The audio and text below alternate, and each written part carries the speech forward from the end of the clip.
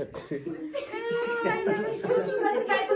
आज चाहिँ हाम्रो वसन्ता दिदीको बर्थडेमा गइरहेको छौँ अन्त चाहिँ भिनाजु ल दिजु यता फर्किनु न त्यो चाहिँ हाम्रो च्यान्टी दिजु हुनु हो उता हाम्रो भिनाजु दुईवटा कपाल यी यता सिङ्गल अकेला रन्डुवा भन्छ नि अहिले चाहिँ रातिको 12 बजे छ गाइज अनि हामी चाहिँ अब रुममा पुग्दैछौँ दिजुकोमा हाम्रो चाहिँ केक त्यहाँ छ ऊ त्यहाँ छ अनि खाने चिज त्यहाँ छ मान्छे यहाँ छन्